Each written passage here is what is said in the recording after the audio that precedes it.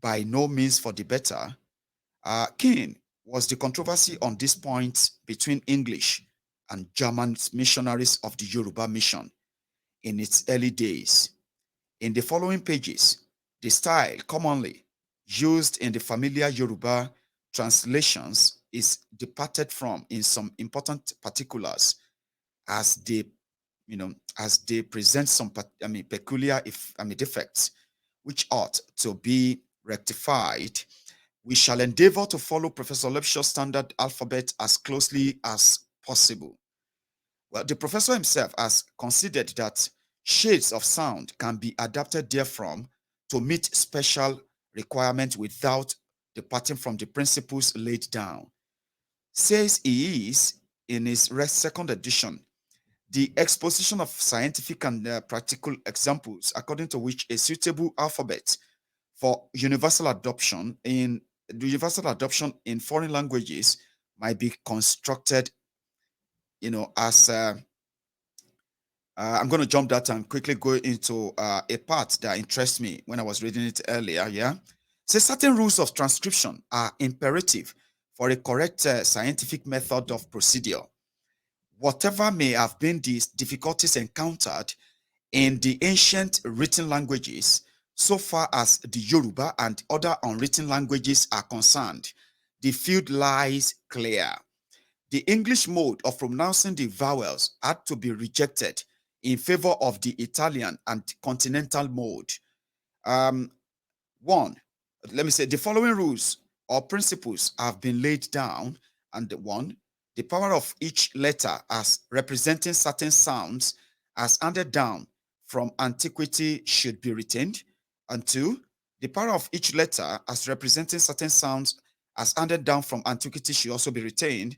And then, three, uh, in fact, that's the formation of the language in Yoruba. So the alphabet, the consonant, the system of consonants, the R, B, D, A, F, G, B. How did they come by that? They said the same way, the same may be said of the letter C, which is S, and the sound sh referred to above. So the difference is indicated in the standard alphabet by a diacritical mark, e.g., S like that as C, and then S with a mark underneath as she.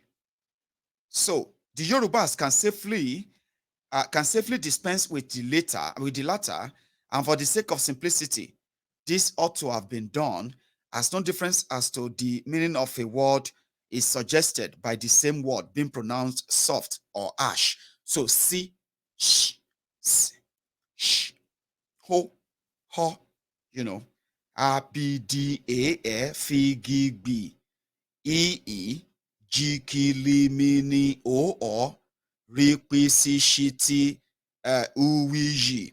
Now, that is our own A, B, C, D, E, F, G, H, and all that, okay? So, A, B, D, A, F, G, B, E, E, G, K, L, M, N, O, O, R, C, Sh, T, U, V, G. Yeah? Then going into accents or tones. An accent, in the accepted sense of terms, denotes the stress laid upon a particular syllable, be it the ultimate, penultimate, or antepenultimate syllable of a word. In Yoruba, it is used differently. What are called accents, and for which the usual symbols are used, are really tones, of which there are three: the elevated, the middle, and the depressed. For the first and the last, the acute and the grave accent are used respectively. The middle tone, in its simplest form, requires no accent sign. In Yoruba, vowels are of greater importance than consonants, and tones than vowels. So, hence the peculiarity of this language, that musical sounds can be employed to convey a correct idea of words in speech. Another error into which those responsible for the present mode of writing Yoruba have fallen by departing from the standard system is the introduction of the circumflex and is indiscriminate use as a sign of a so-called long vowel. So there are really no longer or short, there are really no long or short vowels in Yoruba as understood in the English language. What appears to be long is the coalescence of two or more vowels, which an elation of the intervening consonant, e.g., baale is a contraction. Bale is a contraction of babaile, that is father of the house. Here is the second B is, here the second B is dropped. Instead of babaile, is turned to baile. The two A's coalesce and the I is absorbed in them, being represented by a prolongation of the tone. The vowels are therefore simple and compound. The meaning of a word varies as the tone. Example, we may say ba, ba, which is, ba, or ba, or ba. So, ba, the voice being raised, even or depressed respectively, which is ba, ba. Hang on, yeah. The first ba, or let me say the first ba means, or let me say the first ba, yeah, the first ba means to meet. The second ba means to lie in ambush. That is ba. Right? Ba is to meet. Let me take that again. Ba is to meet. Ba is to lie in disguise or something, lie in ambush, hide. That means you are oba segbekon. That is, you are lying in ambush. But it's the same spelling, but different tones, right? So that's what they mean there. So they said you may also have the second and the third ba. Ba is to alight. That is to come down from somewhere. That's, you are like, now you are lighted. You come off somewhere. You are now like ba. So we have ba, ba to meet, ba to hide, or ambush, right? And they all have all these tones, by the way. Okay, here is another one. Be, be, be, be, be, be. They are tones, Abi. So the be, the be with the me, the sign me on it, which is the vowel, right? Be, be means to split, open.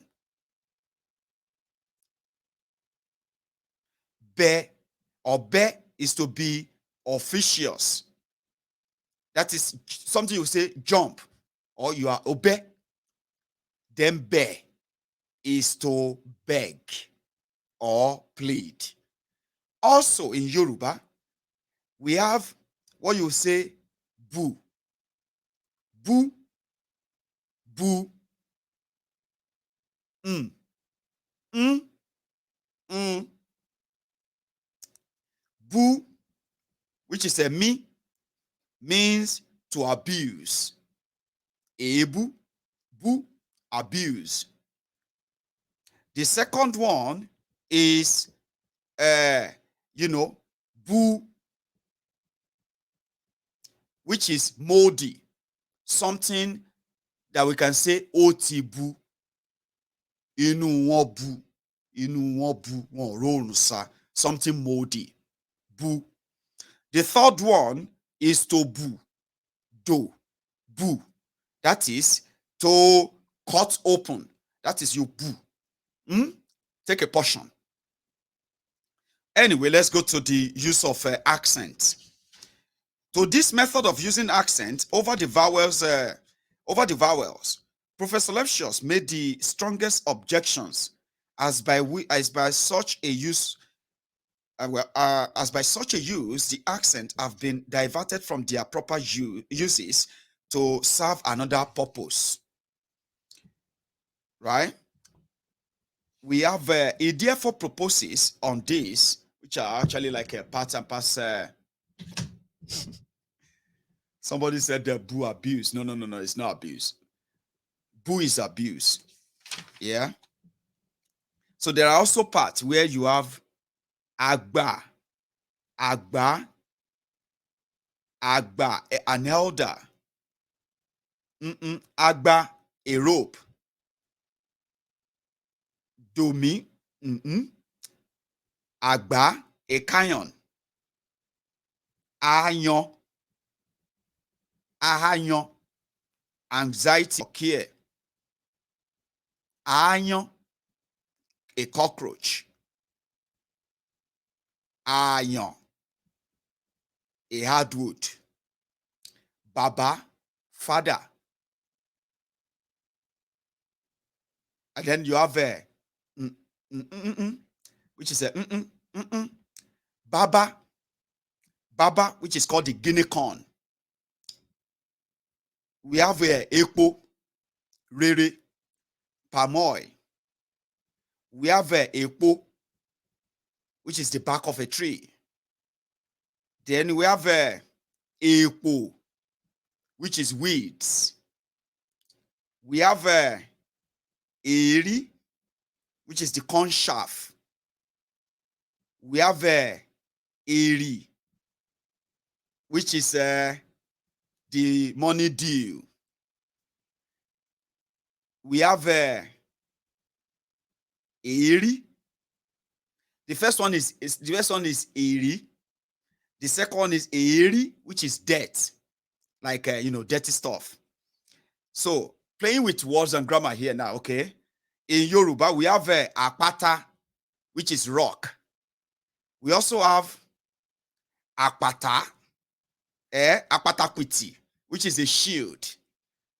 We have apata, a butcher. That's apata, alapata. We also have iya, iya, iya, which is mother. We also have iya, which is punishment. We also have iya, which is separation. Yawon. So we have iko, which is cough. Then we also have iko, which is a state messenger.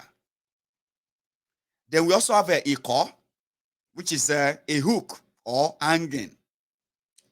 We have ori, which is head. We also have ori, which is shea butter.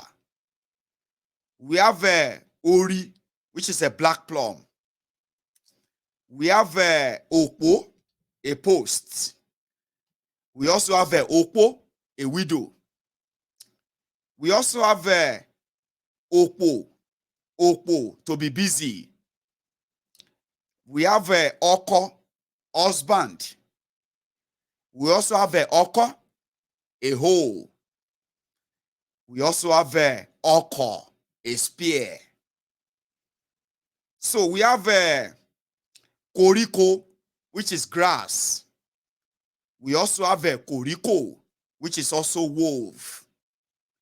So Yorubas have all these grammatical words that came to be for generations to generations, and they continue to create those words and those things that we wish they were documented enough. Now look at this, how they sketch Yoruba grammar. Okay, from this hang on, they said the formation of words. The efforts we have seen made to produce a Yoruba grammar on the exact lines of an English or Latin grammar represent, in our opinion, an honest labor. Highly commendable indeed, it may be, but totally in the wrong direction and little calculated to elucidate the genius of the language. That is, to avoid the genius of our language.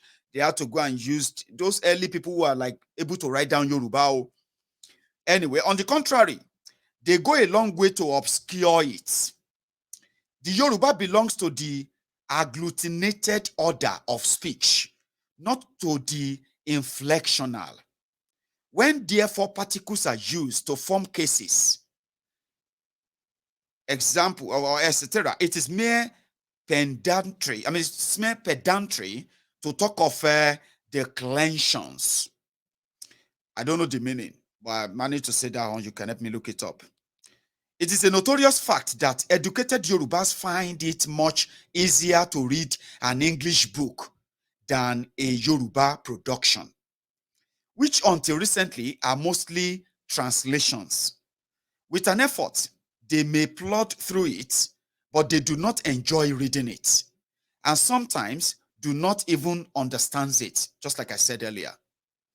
The main reasons for this are the orthography of the language is still very defective. The style in which the books are written. This may simply be described as English ideas in Yoruba words. The result is often obscurity and confusion of thought.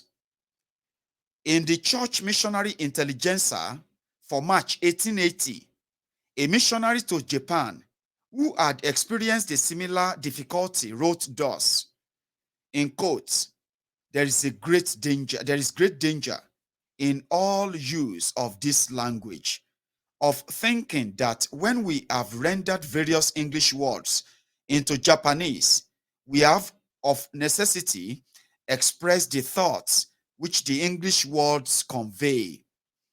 Language may correspond to language, but the thought to which the language is the vehicle may be as distant as the poles. Our language must be idiomatic, or the narrative will fail to see the point on which we are endeavoring to lay so much stress.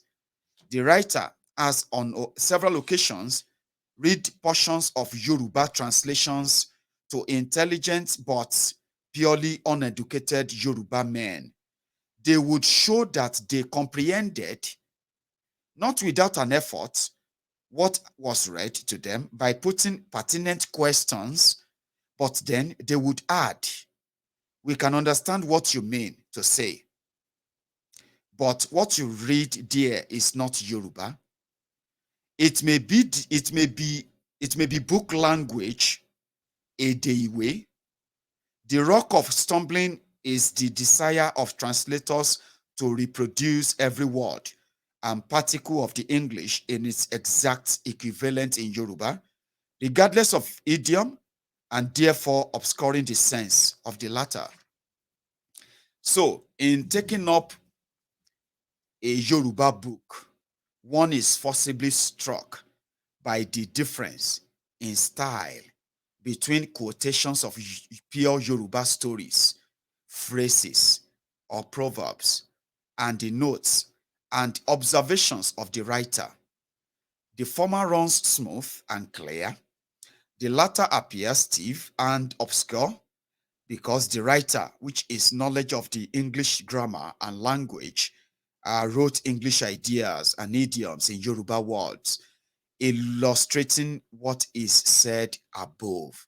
So, which means most of what you are going to read as the foundational Yoruba nouns, pronouns, vowels, sentences, grammars, and all those stuffs, they are mostly from the interviews, words of the early Yorubas, and at the same time with the add-on of the writer's opinions or the views of what they were told.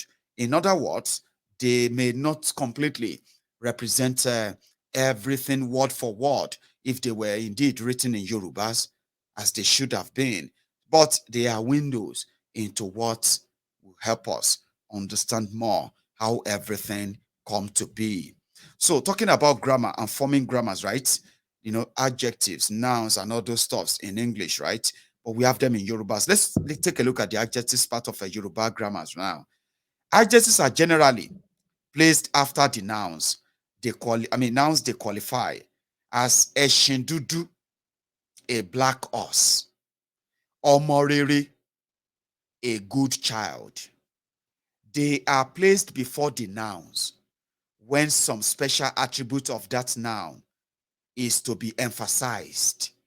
E.g., agidi ọmọ, a stubborn child. Apa ọmọ, a slovenly child. Alágbára ọkùnrin, a brave fellow. Akọ òkúta, a very hard stone. These are really substantive used attributively. They may more correctly be regarded as nouns in the construct state and not pure adjective, e.g., a brute of a man, a more emphatic expression than a brutish man. The view of showing the identity of a substantive with an adjective is clearly shown by Mason. The adjective was originally identical with the noun, which in the infancy of language named objects by naming some attributes, by which they were known. In course of time, the adjective was developed into a separate part of speech, the function of which was to attach itself to the noun. So even now, it is sometimes difficult to draw the line between them, as nouns are sometimes used attributively and adjectively. Adjectives rather pass by various stages into nouns. So let's look at a comparison of adjective here now, okay? Using Yoruba words. To use the words like this, Ọ̀gá ògo jùlọ, for the most high, or ó wù mí bẹ́ẹ̀ yẹn púpọ̀ jùlọ, for I am most pleased at it, is to speak vile Yoruba. No pure Yoruba man, uncontaminated with English ideas, will speak in that way at all. As the genius of the Yoruba language, the working of the Yoruba mind, its ideas and idiosyncrasies do not run in an Anglo-Saxon channel. It is not to be expected that the mode of expression will agree in every particular. Some teachers of the Yoruba language often fall into this error in their endeavors to find the exact equivalent in both languages. So the forms and uses of adjective in Yoruba. Now look at this one. It says, a high mountain, attributive, òkè gíga. The mountain is high, predicative, òkè náà ga. In Yoruba, the attributive is formed from the predicative by reduplicating the initial consonants with the vowel. Example, right? Strong, or let me say, strong bread attributes, which is strong, mean le, which is attribute, right? And then attribute, I'll take that again. Strong is predictive, which is le. Predicative rather. While lile is attributive, I'll say. Then you see, sweet is predicative, which is didun. Then when didun is attributive, as they say. Hot, bono, is predicative. Then you have bibono. They all mean the same thing. Go bono. Then attributive, bibono. You have a good, which is predicative. Then you have, which is good is dara, predicative. Then you have a didara, which is also good. Didara, attributive, and on like that. So if you know the example, let's go to the pronouns part of Yoruba grammar. Pronouns are used in the same sense as, in English. They are, personal. One is personal, two is relative, and three is adjective, okay? So there is no distinction in genders in any of the forms.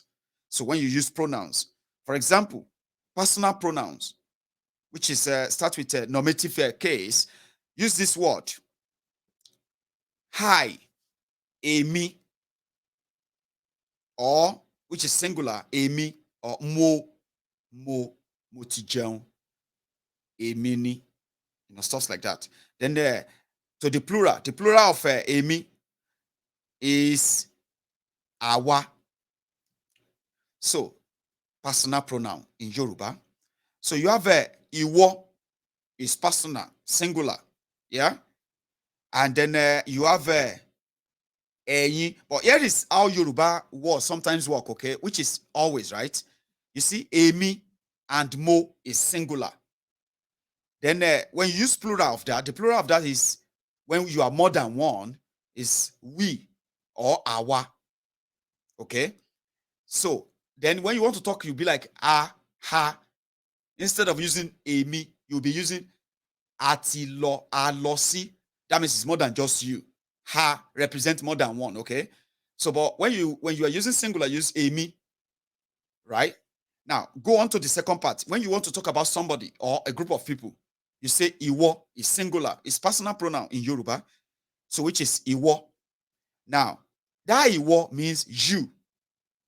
Then, in a plural, talking about more than one person now, you can also still say that same ìwọ that means you.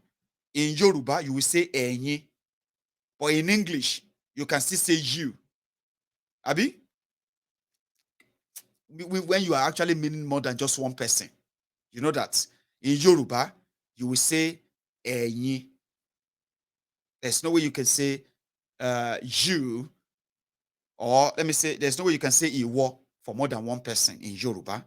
So, I know some of you are like, Mayogun, these are like teaching us our language. Now, no, there are so many of us, our children, who actually should, come to term. I mean, get to hear this right here, right now, as they are watching too, right? Now, same thing goes to, reflect the reflective, pronoun, the relative, and on like that. But I'm going to go to the other interesting sketch. Look at this example. Talking about the word like tikara, incorporated with the personal form, is used to indicate reflexive. That's reflexive pronoun. It is placed between the nominative and then possessive, possessive cases. We'll come back to languages later.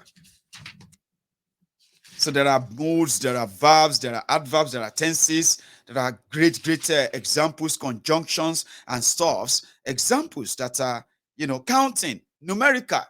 There's enumerations. Look at this one.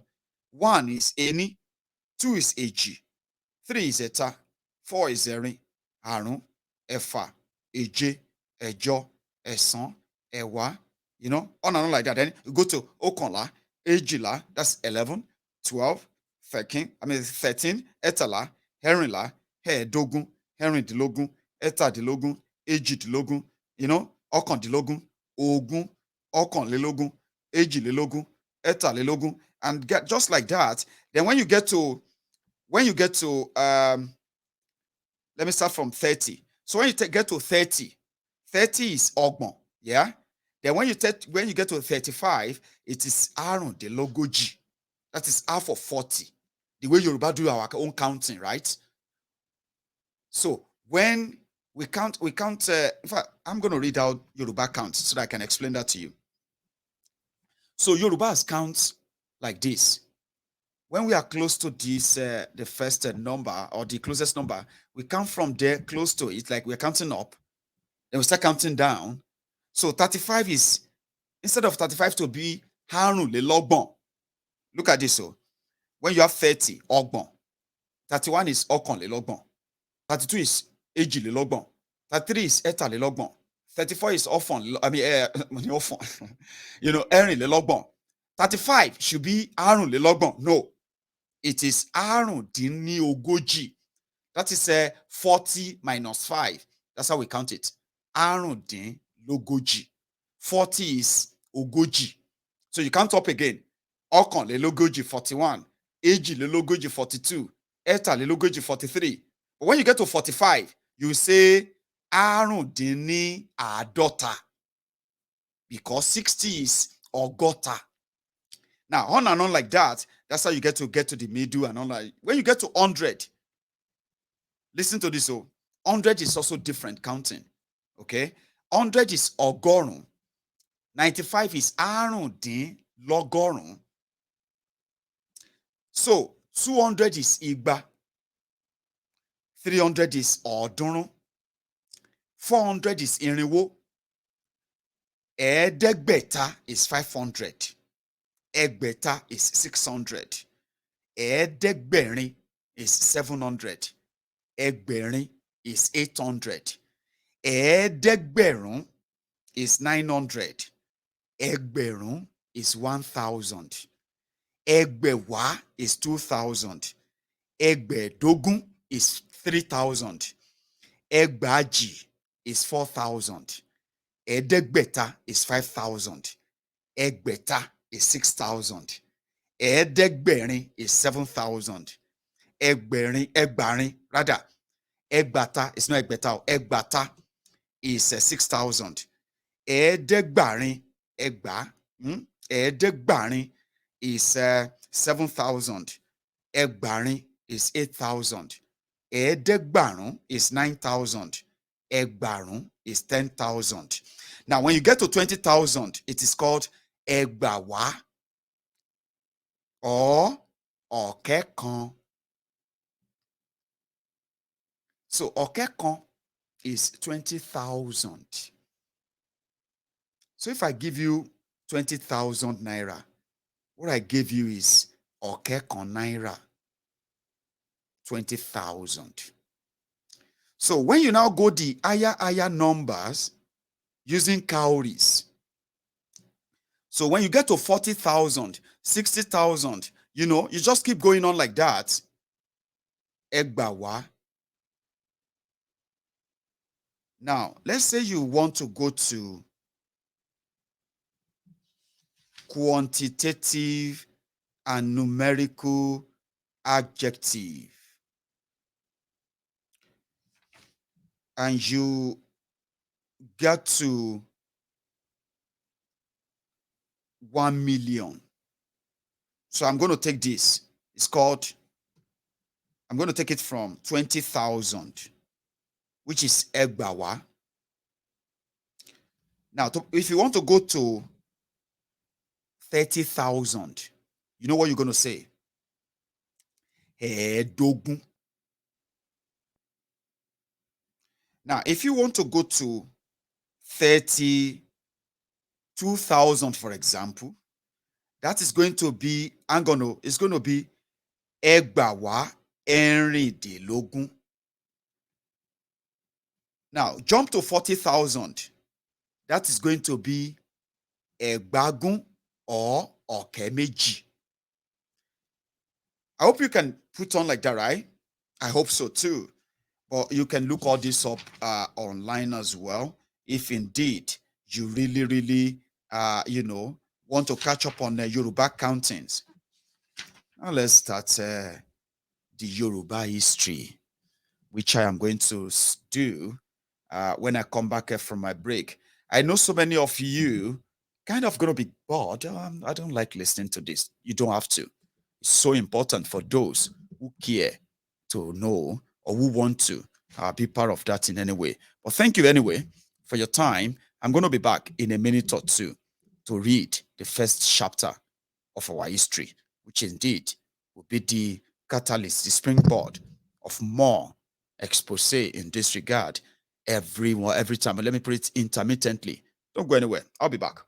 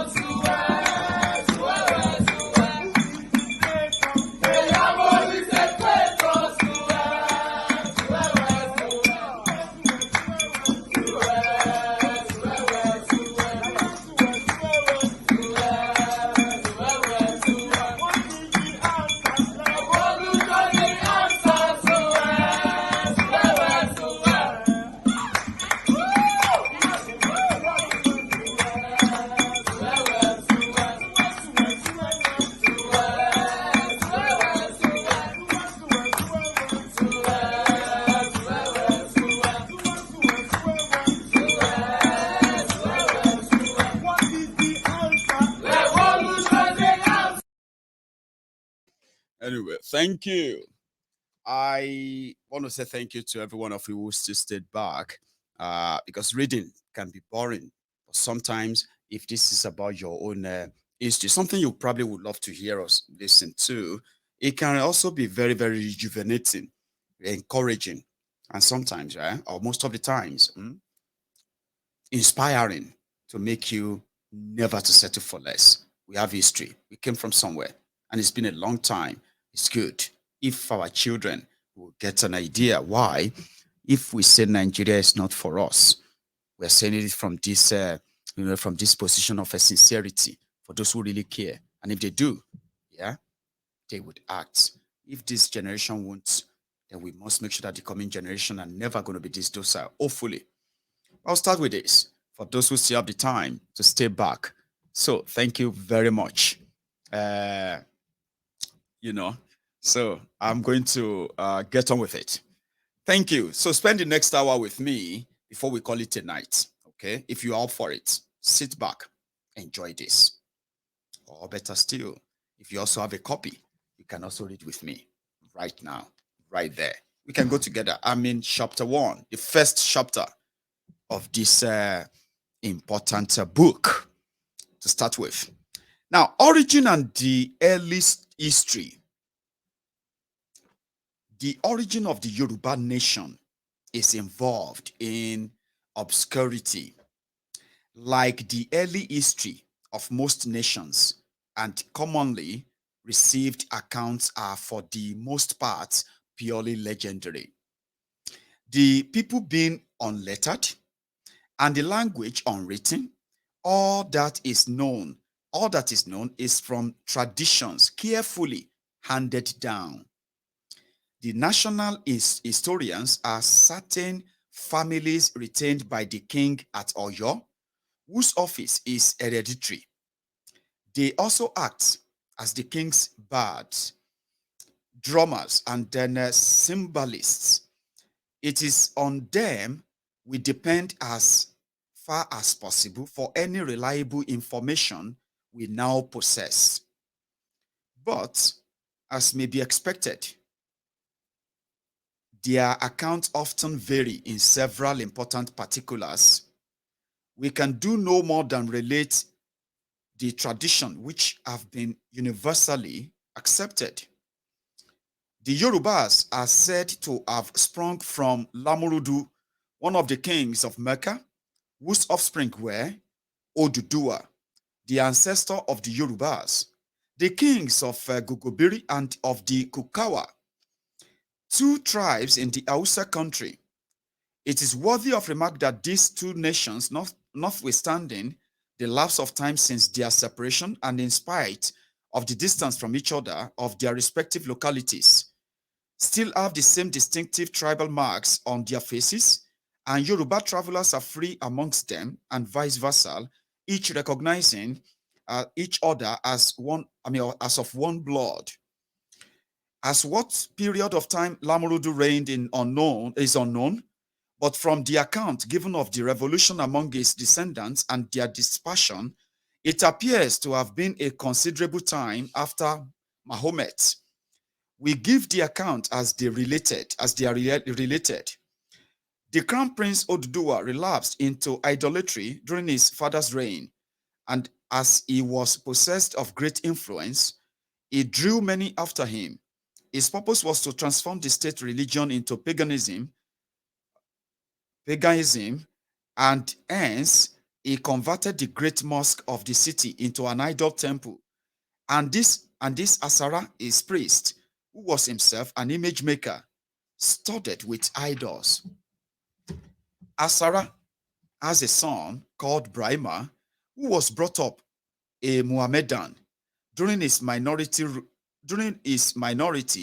he was a seller of his father's idols, an occupation which he thoroughly abhorred, but which he was obliged to engage in. But in offering for sale his father's handiwork, he usually invited buyers by calling out, who would purchase falsehood, a premonition this of what the boy will afterward become.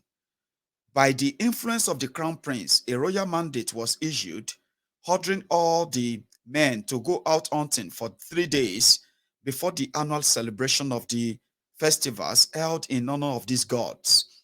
When Brahma was old enough, he seized the opportunity of one of such absences from the town of those who might have opposed him to destroy the gods, whose presence had caused the sacred mosque to become desecrated. The axe with which the idols were carved in pieces was left hanging on the neck of the chief idol, a huge thing in human shape. Inquiry being made, it was soon discovered who the in I mean iconoclast was, and when accosted, he gave replies which were not unlike those which Joash gave to the Abuzites, or those names, sorry, who had accused his son Gideon of having performed a similar act. See Judges 6, chapter 6, 28 and 30 to 33. Something similar. They said Brahma, ask that huge idol who did it. The man replied, can he speak? Then said Brahma, why do you worship things which cannot speak? He was immediately ordered to be burnt alive for this act of gross impiety. 1,000 loads of wood were collected for a stake, and several pots of oil were poured for the purpose of firing the pile. This was signal for a civil war. Each of the two parties had powerful followers, but the Mohammedan party, which was hitherto suppressed, had the upper hand and vanquished their opponents. Lamorudu the king was slain, and all his children, with those who sympathized with them, were expelled from the town. The princes who became kings of Gugubiri and of the Kukawa went afterwards, and Odudua eastwards. The latter traveled 90 days from the Mecca, and after wandering about, finally settled down at Ile-Ife, where he met with Agboniregun or Setilu, the founder of the Ifa worship. So it means that when he came, he met Agboniregun, or the one they named Setilu. Odudua and his children had escaped with two idols to Ile-Ife. Setilu being sent, Sahibu being sent with an army to destroy or reduce them to submission, was defeated. And amongst the booty secured by the visitors was a copy of the Quran. This was afterward preserved in a temple and was not only venerated by succeeding generations as a sacred relic, but is even worshipped to this day under the name of Hidi, signifying something tied up. Such is the commonly received amount among these intelligent, although unlettered people, but traces of error are very apparent on the face of this tradition. The Yorubas are certainly not of the Arabian family and could not have come from Mecca. That is to say, the Mecca universally known in history, and no such writers of any kings of Mecca. An event of such importance, then it may be taken for granted that all such accounts and traditions have in them some basis in actual facts, nor is the subject under review exempted from the general rule. And this will become apparent on a closer study of the accounts. That the Yorubas came originally from the East, there cannot be the slightest doubt, as their habits, manners, and customs, etc., all go to prove. With them, the East is Mecca, and Mecca is the East. Having strong affinities with the East, and Mecca in the East looming so largely in their imagination, everything that comes from the East with them comes from Mecca. And hence, it is natural to represent themselves as having hailed originally from that city. The only written record we have on this subject is that of the Sultan Bello of Sokoto, the founder of that city. the most learned, if not the most powerful, of the Fulani sovereigns that ever bore rule in the Southern or Sudan. Captain Klepatin, Travels and Discoveries in Northern and Central Africa, 1822 to 1824, made the acquaintance of this monarch. From a large geographical and historical work by him, Captain Clapperton made a copious extract from which the following is taken. Yarba is an extensive province containing rivers, forests, sands, and mountains, as also a great many wonderful and extraordinary things. In it, the talking green bird called babaga or parrot is found. By the side of this province, there is an anchorage or harbor for the ships of the Christians who used to go there and purchase slaves. These slaves were exported from our country and sold to the people of Yarba, who resold them to the Christians. The inhabitants of this province, Yarba, it is supposed originated from the remnant of the children of Canaan, who were of the tribe of Nimrod. The cause of their establishment in the West Africa was, as it is stated, in consequence, it says, is in the consequence of their being driven by Yaruba, son of Khatan, out of Arabia to the western coast between Egypt and Abyssinia. From that spot, they advanced into the interior of Africa till they reached Yarba, where they fixed their residence. On their way, they left in every place they stopped at a tribe of their own people. Thus, it is supposed that all the tribes of the Sudan who inhabit the mountains are originated from them, as also are the inhabitants of Yahori. Upon the whole, the people of Yarba are nearly of the same description as those of Nufe, known as Nupe. In the name Lamurudu or Namurudu, we can easily recognize a dialect modification of the name Nimrod. Who this Nimrod was, whether Nimrod surnamed the Strong, the son of Hassel, or Nimrod, the mighty hunter of the Bible, or whether both descriptions belong to one and the same person, we cannot tell. But this extract not only confirms the tradition of their origin, but also casts a side light on the legend. Arabia is probably the Mecca of our tradition. It is known that the descendants of Nimrod, Phoenicians, were led in war to Arabia, that they settled to Africa. We have here also the origin of term Yoruba from Yarba, their first permanent settlement in Africa. Yarba is the name as the Hausa term for Yariba, Yariba for Yoruba. It is very cautious that in the history of Mahomet, we read of a similar flight of his first converts from Mecca to the east coast of Africa.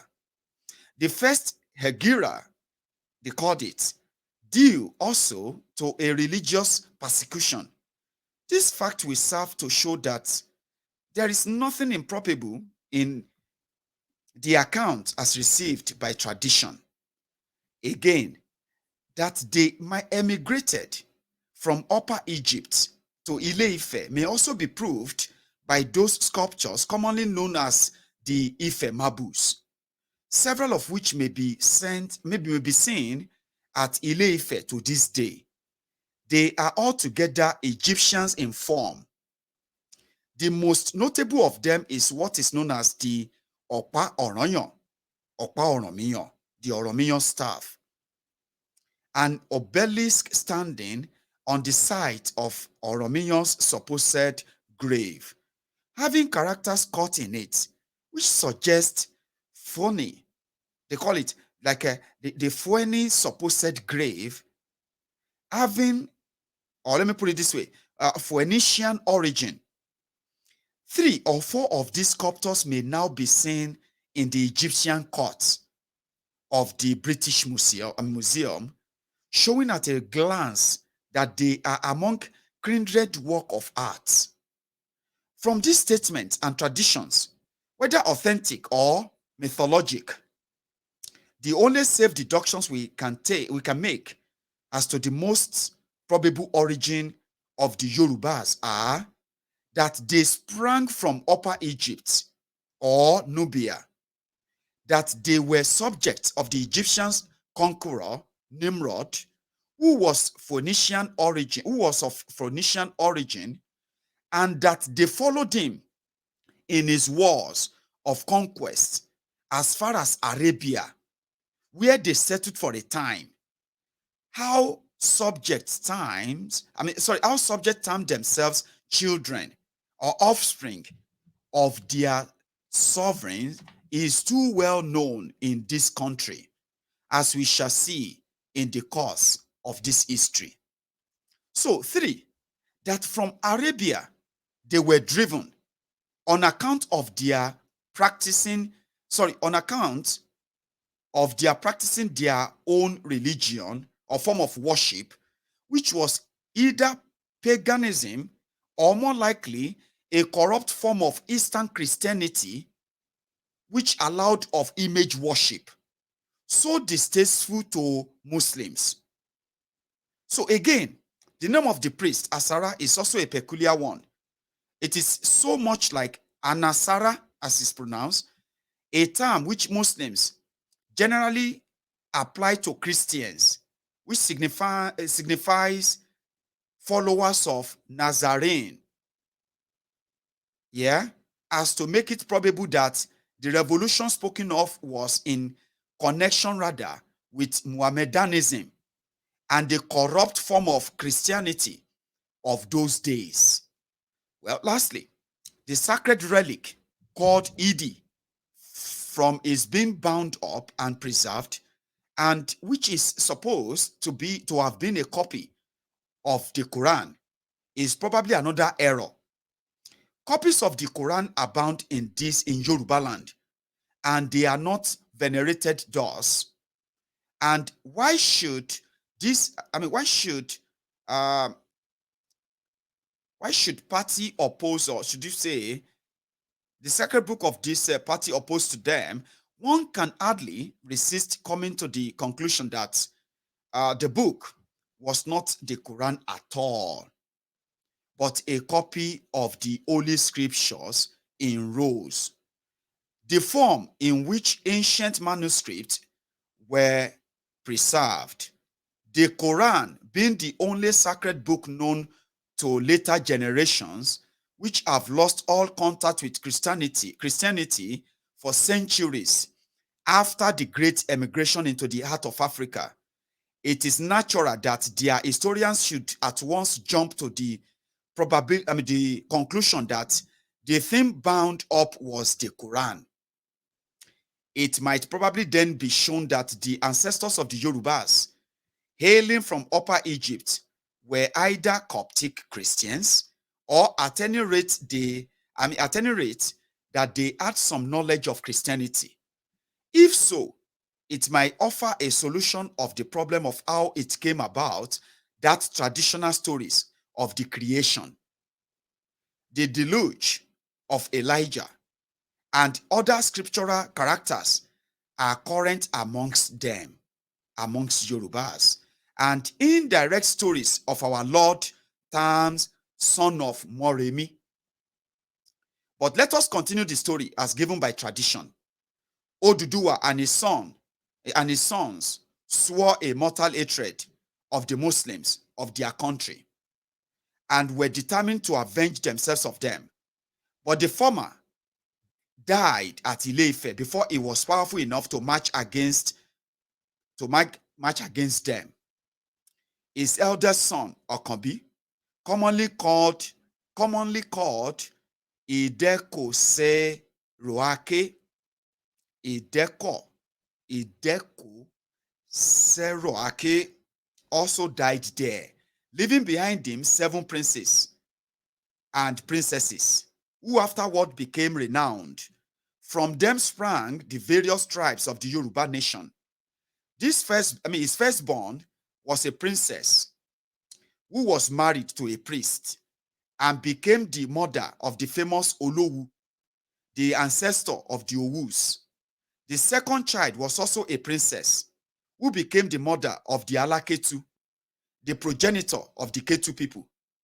The third, a prince, became the king of the Benin people. The fourth, Orogun, became the king of Ila.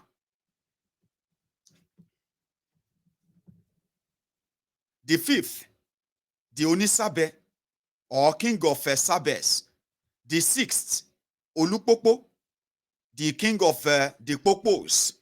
The seventh and the last born, the Oronyo, who was the progenitor of the Yorubas proper, or as they are better distinguished, or yours.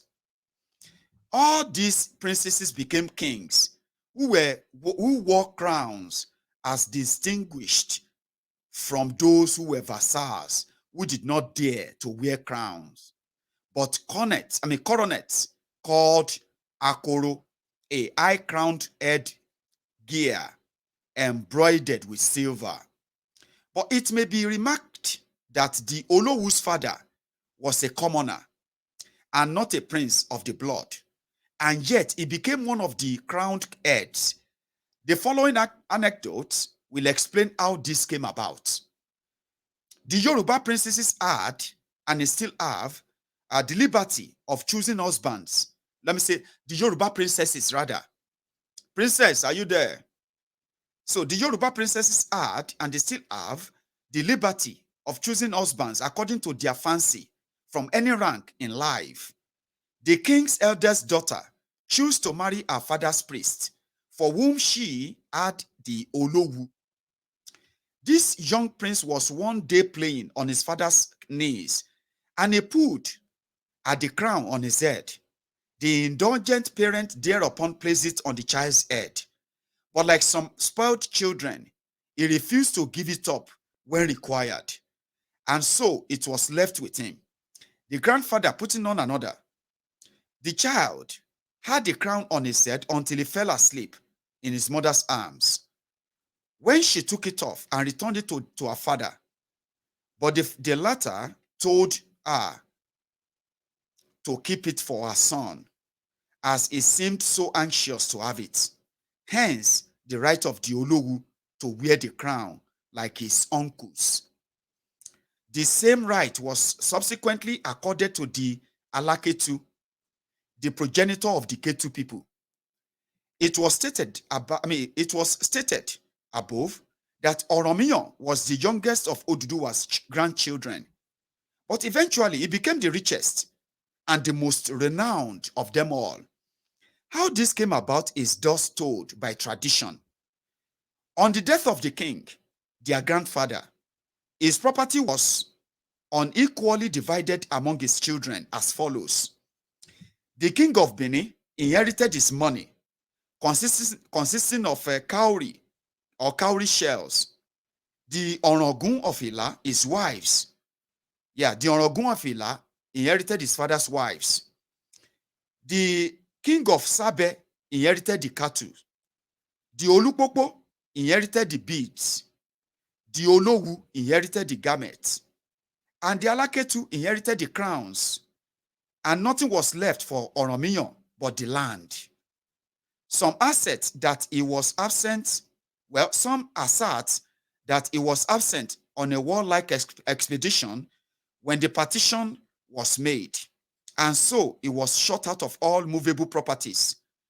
Oromiyan was, however, satisfied with his portion, which he proceeded forthwith to turn to good account with the utmost skill. He held his brothers as tenants, living on the land, which was his. For rent, he received money, women, cattle, beads, garments, and crowns, which were his brothers' portions, as all these were more or less dependent on the soil and were deriving sustenance from it. And he was the one selected to succeed the father as king in the direct line of succession. To his brothers, who were assigned various provinces over which they ruled more or less independently. Oromiyan himself being placed on the throne as the Alaafin, or the Lord of the royal palace of at Ile-Ife. According to another account, Oromiyan had only a bit of rag left him, containing earth, 21 pieces of iron, and a cock. The whole surface of the earth was then covered with water. Oromiyan laid his portion on the surface of the water and placed on it the cock, which scattered the earth with his feet. The wide expanse of water became filled up, and the dry land appeared everywhere. His brothers, preferring to live on dry land rather than on the surface of the water, were permitted to do so on their paying an annual tribute for sharing with their younger brother his own portion. It will be noticed that both traditions attribute the land to Oromiyan. Both confirm that Oromiyan owns the land. Hence, the common saying, Alaafin lo nile. The Alaafin is the Lord of the land. I bet many of you probably remember that, do you? Well, the pieces of iron representing underground treasures, and the cock such as subsist on the land. The former account seems more probable, the latter being little else but a travesty of the story of the creation or the flood. But it is fair to mention that the more generally received opinion is that Oromiyan became more prosperous than his brothers, owing to the fact of his living virtuously, they being given up to a life of unrestrained licentiousness, and being also by far the bravest of them all. He was preferred above them and was seated on the ancestral throne at Ile-Ife, which was then the capital of Yoruba country. The Alake and the Owa of Ilesha are said to be nearly related to the Alaafin. The former was said to be of the same mother with the one of the earliest Alaafins. This woman was called Ejo, who afterwards took up her abode with her youngest son until her death. Hence, the common saying, Ejoku Ake. Do you understand? Alake's mother is called Ejo, and she's related to the earliest Alaafins. So that's why they say, if you hear anywhere they say Ejo Kusake, Ejo is the mother of Alake, of the Alake. Ake is where the Ake people lives. Ejo died at Ake. The Owa of the Ijeshas claimed to be one of the younger brothers, but his pedigree cannot now be traced. The term brother being a very elastic one in Yoruba and may be applied to any relative far or near, and even a trustee servant or to one adopted into the family. In olden times, when there was universal peace, throughout the Yoruba country before the commencement of the destructive intertribal wars, which broke up the unity of the kingdom and created the tribal independence. This relationship was acknowledged by the Owa, paying a yearly tribute of a few heads of cowries, mats, and some product of his forest to the Alaafin, while the latter sent him presents of tobes and vests and other superior articles well worthy of him as an elder brother. That the Alaafin, the Alake, and the Owa were children or grandchildren of Oromiyan seems probable. Yes, from the fact that to this day, none of them is considered properly installed until the sword of state brought from Ile-Ife, where Oromiyan was buried, is placed in his hands. Oromiyan was a nickname of the prince, his proper name being Odede. He was a man of great physical powers. He first obtained renowned, listen to this, Oromiyan, he first obtained renowned as a mighty hunter. And in process of time, he also became, like Nimrod, a mighty conqueror. The expedition against Mecca, when Oromiyan was sufficiently strong, he set off for an expedition against Mecca, to which he summoned his brothers to avenge the death of their great-grandfather, Odudua, and the expulsion of his party from that city. He left Adimu, one of his father's trusty servants, in charge of the royal treasures and the charms, with a strict injunction to observe the customary worship of the the customary worship of the national gods, Idi and Orisha Osi. This is an office of the greatest importance pertaining to the king himself. But house slaves or high servants are often entrusted with the duties of the master himself is well known in this country, as we shall see in the course of this history. It is said that the route by which they came from Mecca and which occupied 90 days was by this time rendered impassable, owing to an army of black ants blocking up the path. And hence, Oromiyan was obliged to take another route, which led through the Nupe or Takpa country. All his brothers, but the eldest, joined him. But at Ingongon, they quarreled over a pot of beer and dispersed, refusing to follow his lead.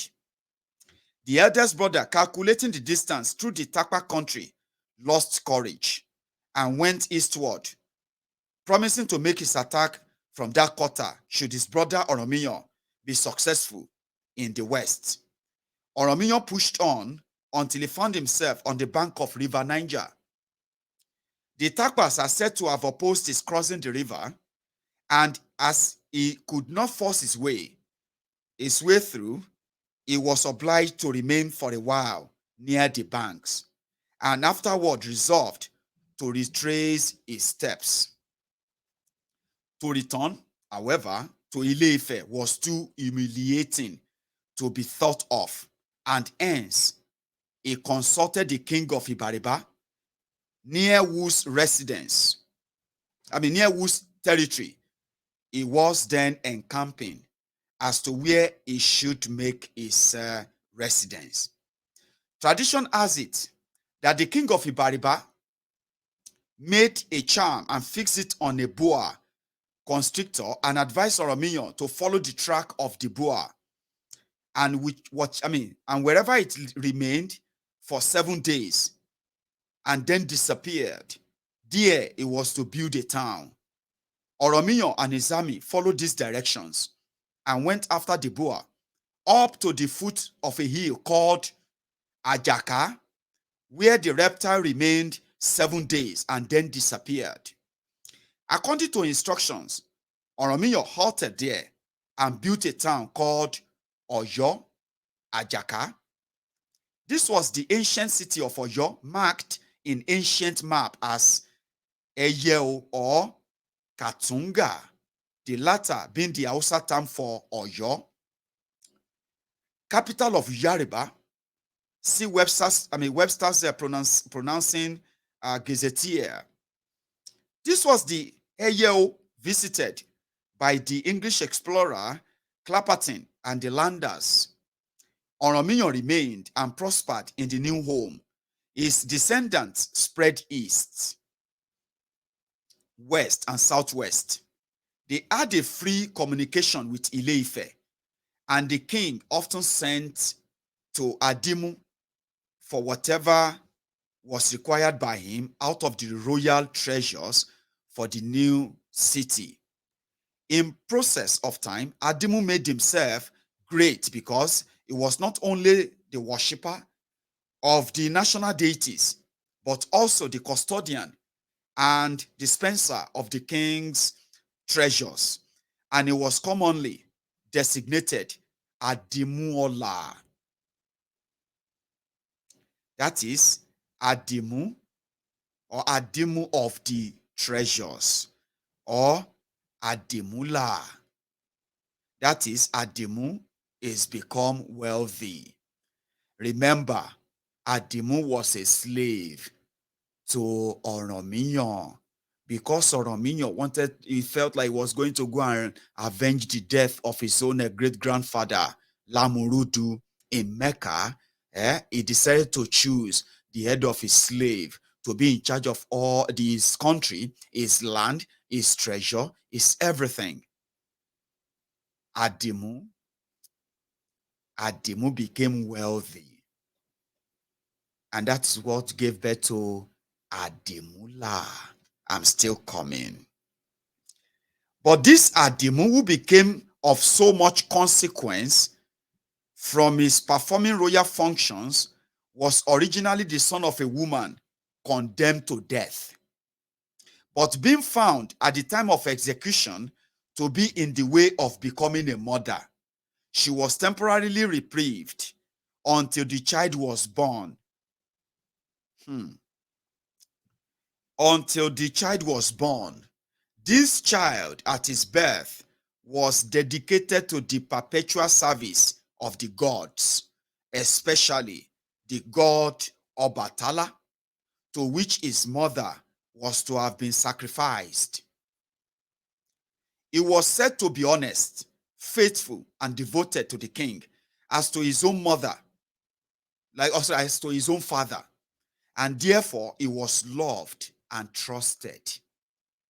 When Adimu was announced to the kings and princes all around as the person appointed by the king to take charge of the treasures and to worship the national deities during his absence, it was generally asked, and who is this Adimu? The answer comes, Omo the son of Omo Oluwoni, the son of a sacrificial victim. This is contracted to Owoni or Owoni, which is Oluwo, being the term for a sacrificial victim. So in subsequent years, when the seat of government was removed permanently to Oyo, but not the national deities, Adimu became supreme at Ile-Ife. And his successors to this day have been termed the Olorishas. That is, the high priest or the deity worshippers to the fetish worshippers to the king and people of the whole Yoruba nation. Adimula Odudua Ooni of Ife. Do you now know the story now? You know the story of how Ooni of Ife came to be when they moved the headquarters of Yoruba, away from Ile-Ife to Oyo. The first Oni was Oromiyan himself. Oromiyan, Odede, the first Onirisha, was also the first king. The Onile is also the first Alaafin. But when he was going on his own expedition, he decided to bring Adimu, the son of a woman sentenced to death, to be sacrificed to Obatala, a deity in Ile-Ife.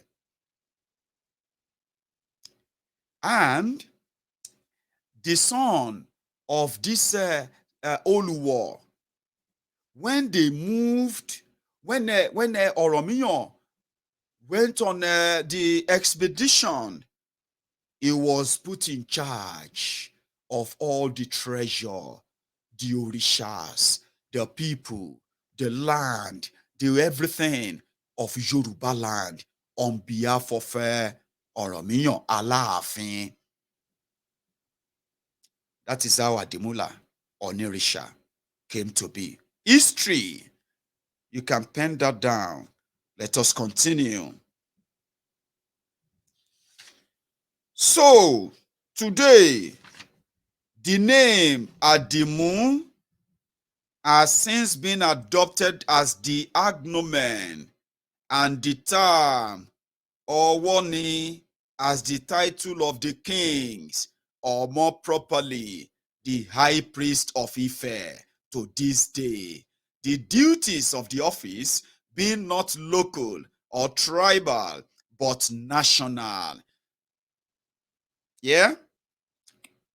According to another account, after the death of Okambi, Oromiyan, having succeeded and assumed the command, emigrated to Oko, where he reigned and where he died, and the seat of government was removed thence in the reign of Shango to Oyokoro, that is the aforesaid ancient city of Oyo.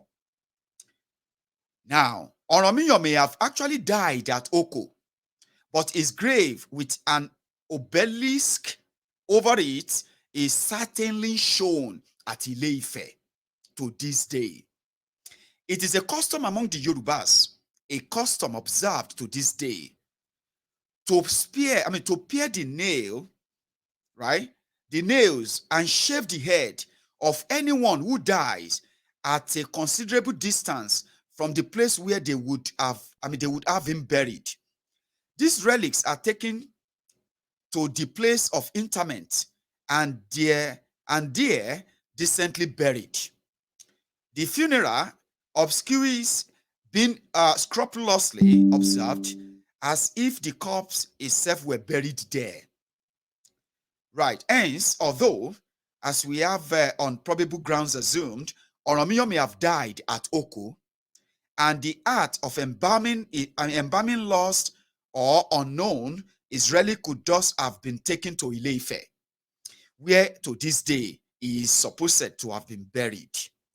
A more romantic account of his death, however, will be given in part 2 of this history. As the Yorubas worship the dead and have the belief that prayers offered at the grave of deceased ancestors are potent to procure temporal blessings, all succeeding Yoruba kings on their ascension and before coronation are expected to send to perform acts of worship at the grave of Odudua and to receive the benediction of the priest. The sword of justice, known as Ida Oromiyan's sword, is to be brought from Ile-Ife and ceremoniously placed in their hands. Without this being done, the king has no authority whatever to order an execution. Oromiyan descendants, in process of time, were divided into 4 distinct families, known by their distinctive dialects, and forming the 4 provinces of Yoruba proper: the Ekun Otun, the Ekun Osi, The right and left, that is the eastern and western provinces, are the towns lying the east and west of the city of Oyo. So, number one, the Ekun or western province included all the towns along the right bank of River Ogun down to Iberekodo, Igana being the chief town. The other important towns are Shaki, Okeho, Iseyin, Iwawun, Erua, Iberekodo, and so on. In this province, two distinct dialects are spoken. The people inhabiting these outermost borders are known as Ibarapas and are distinguished by a nasal twang in their speech. The second are the Ekunsi or metropolitan province, comprised all the towns east of Oyo, including Kiisi and Igbowo in the north, Ikoyi being the chief town. Other important towns are Ilorin, Irawo, Iwere, Ogbomoso, and so on, including the Igbonas in the utmost limit eastwards, and the Igbonas as far as Oro. The Igbonas are distinguished by peculiar dialects of their own. The Ekunsi or Yos are regarded as speaking the purest Yoruba. The ancient city of Oyo also lies in this province. Then the third part of Yoruba land, the Ibolo province, lies to the southeast of the Ekunsi towns. The Ekunsi towns as far down as Ede, Iresa, being the chief town. The other important towns are Ofa, Oyon, Okuku, Ikirun, Oshogbo, Ido, Ilobu, Ejigbo, Ede. The Epos, the fourth part and fourth side of the core Yoruba land, the Epos are the towns lying to the south and the southwest of Oyo, the chief town of which is Idode. Other important towns in these divisions are Masifa, Ife-Odon, Ara, Iwo, Ilora, Akinmorin, Fiditi, Awe, Agoja. They are called Epos. That is weeds, because they were then in the remotest parts of the kingdom, rude and uncouth in manners, very deceitful and far from being as loyal as other tribes. So they were termed Epos. The Owus were usually reckoned amongst them, but they are rather a distinct tribe of Yoruba, although now domiciled amongst the Egbas. Great changes have been effected in these divisions by means of the revolutionary wars that altered the face of the country about the early part of the early part of the 9th or 19th century rather. In the Ekun districts, Igana has lost its importance and its place taken by Iseyin. In the Ekun-Osi, Ikoyi, the chief town, has been destroyed by Ilorin, and Ilorin itself brought under foreign allegiance by the Fulanis. The city of Oyo now lies in ruins, its name and position being transferred to Agoja in the Ekpo district. In the Ibolo district, Iresa has ceased to exist, being absorbed by Ilorin and its place taken by Offa, which in its turn was partially destroyed by the Ilorins in 1887, with several other towns in this district. Modakeke, a large and growing town, peopled by Oyos of the Ekun-Osi, has sprung up in the Ife district, just beyond the borders of the Ibolos. Owu has been destroyed, never more to be rebuilt. The Epo district now includes Ibadan, Ijaye, and other towns formerly belonging to the Baguras. Idode has ceased to be the chief town. That position now properly belonged to Iwo, being a royal city. But Ibadan, which was originally an Egba village, then the military station of the Confederate Army, which destroyed the city of Owu and the Egba villages, and afterward a settled Oyo town, as by means of its military force assumed the lead not only over the Epo district, but also over a large area of the Yoruba country as well. It has a mixed population, including every tribe of the Yorubas. Ijaye, formerly an Egba town, became peopled by Oyos, chiefly from the Ekun-Osi, Ikoyi districts. All this including hundreds of important towns within the area are peopled by Yorubas proper, or Oyos as they are generally called, and constitute the more important portion of Yoruba proper.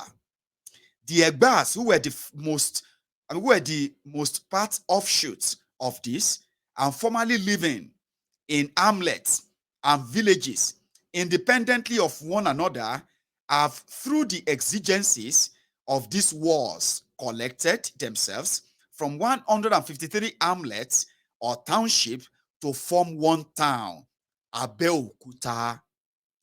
A further account of this will be given in its place. All these are reckoned as descendants of Oromiyan. By the advent also of the white men from the coast, the center of light and civilization has moved to the south, so that the Ekpos may soon cease to be weeds of the country, as they may receive the inspiration of civilization from the south instead from the north, as hitherto. Chapter 1, conclusive. So that's where we're going to drop it tonight. And some other time when I'm going to go on to chapter 2. Chapter 2 of this, of our history, it has to do with the origin of tribes. How did we emerge? You have known about the language. You have read about our grammars, our numerical stuff. There are many, many things. Signs, like the tribes. Where did we come from? How did we differentiate and know ourselves back in the days? Even though there were no record of writing all these then, but how did we keep the tradition and all that? So you see, we have a tribal mark. Some of you have actually had that, right? Or I've got mark, but my own is not tribal. This one is the mark they gave to me at Kobomoje in Ibadan. They said I was a sickly child. So a sickly child, and they didn't want me to die. So that's why they gave me all these marks. If you see them on my face, they are not tribal or what have you. They are marks given to me to still be alive. And I think it worked because I'm still here. Because they said that I was to die, but I didn't die. Kobomoje, for those of you who know Kobomoje in Ibadan. Or in Yoruba land, when you see marks on people's faces, they are not just marks, they are not punishment. Don't feel sorry or anything for them. They are beauty to behold, because they are identities of who they are from the word go. Now, listen to this. For Oyo, in Oyo, we have we have abaja, we have pele, we have all these abaja. They are in different numbers. So we have 4, we have 3, pele 3. You have gombo, a thick one. You have keke, which is a keke or gombo. Owu, those ones, their own tribal mark is called abaja owu, abaja or keke owu. So you have egba, they have their marks too. We have ife, mark too. We have Ijebu tribal mark day, Ijesha tribal mark day, Igbomino, Yagba, Efon, and everybody, Ondo. We have all that. So I am going to speak more on them and all those expeditions and all that. That makes us a great people. Thanks for joining me. And thanks for listening. No matter how, I don't know how good or how horrible the reading is, I just had to, for the sake of every one of the young people who have been spending much time to get to know who we are and why people like us are never going to settle for less. Where the likes of Tinubu and gang will continue to ride the rough shot on us, taking advantage of sharing the same tribe and all that with us, even if they don't give a damn. So at some point, we will reincarnate exactly what our own forebearers did. To survive. Thank you. And I'm going to see you some other time. This time around, you can still share the broadcast if you haven't. Subscribe if you haven't. And I'll see you on another day when I have a violence packaged on Nigeria. Good night from here.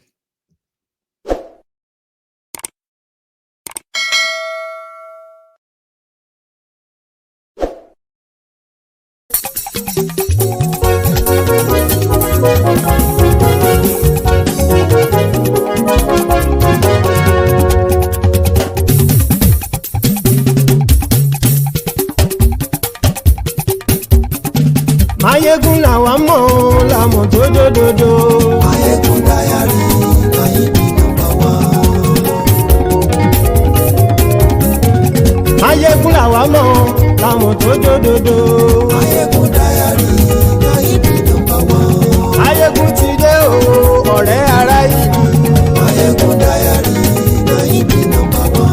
Lórí Facebook, lórí YouTube. Mayegun dayari Nayibi #1. Gbogbo bó ṣe ń lọ ni Mayegun já wa sí.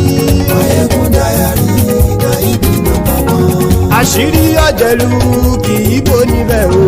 Mayegun dayari Nayibi #1. Bó bá ṣe eré àní Mayegun máa wí. Mayegun dayari Nayibi #1. Ó sì tún ṣe eré wàá gbọ́ níbẹ̀ o. Mayegun dayari Nayibi #1.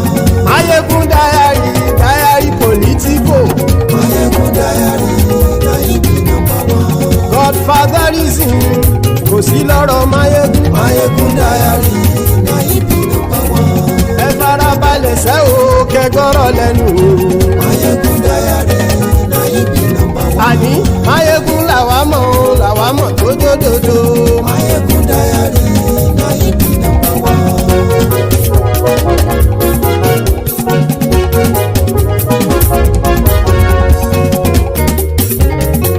Àní ẹ̀sùn ràkì.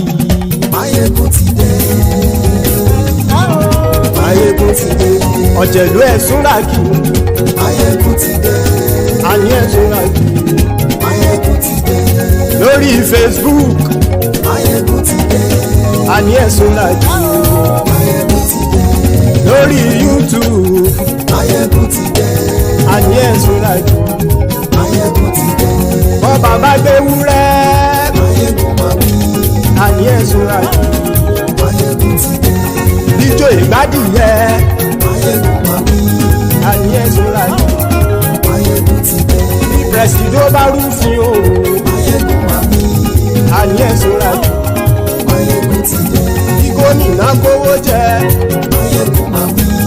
Àní ẹ̀sùn ràkì. Mayegun ti dé. Ọlọ́pàá tí ń gba rìbá. Mayegun máa wí.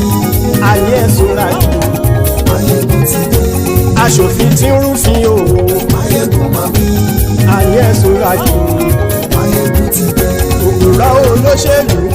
Mayegun máa wí. Àní ẹ̀sùn ràkì. ọ̀jẹ̀lú ẹ̀ súnra kì Máyégún ti dé. àní ẹ̀ súnra kì Máyégún ti dé.